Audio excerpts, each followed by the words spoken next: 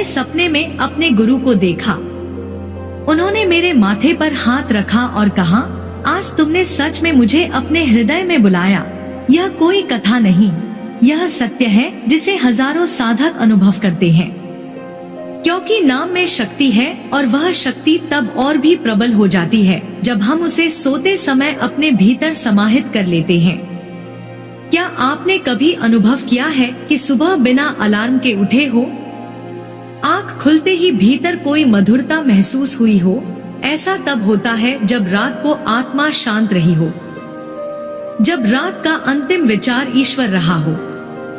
और वो सुबह केवल सूरज की रोशनी नहीं लाती, वह भीतर प्रकाश फैलाती है। लेकिन ध्यान रहे, नाम जप सिर्फ होठों की गड़गड़ाहट नहीं है, यह हृदय की पुकार है। यह उस बालक की आवाज है जो माँ को ढूंढ रहा है।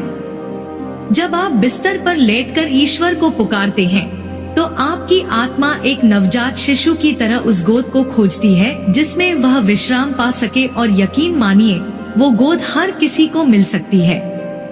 बस आपको उस पुकार को सच्चे मन से भेजना होगा।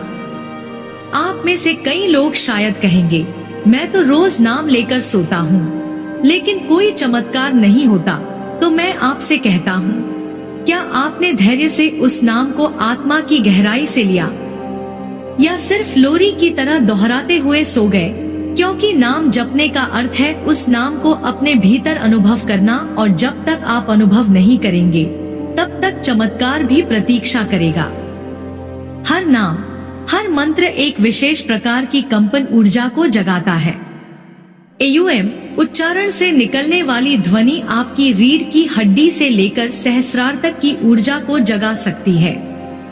सोचिए, अगर आप इसी मंत्र के साथ रोज सोए तो एक दिन आपका पूरा शरीर ही एक कंपन यंत्र बन जाएगा जो दिन भर दिव्यता को प्रकट करेगा। और सबसे सुंदर बात यह है, यह सब कोई खर्चीला या कठिन साधन नहीं है। ना आपको किसी मंदिर जाना है, ना ही कोई विशेष यंत्र खरीदना है।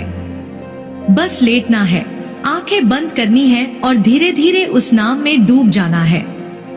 नाम लेते हुए सो जाना है। यही है वह योग जो ना दिखाई देता है, ना सुनाई देता है, लेकिन आत्मा में क्रांति ला देता है।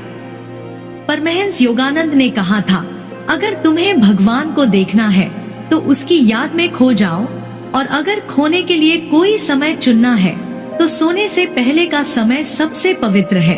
यह वचन केवल किताबों में पढ़ने के लिए नहीं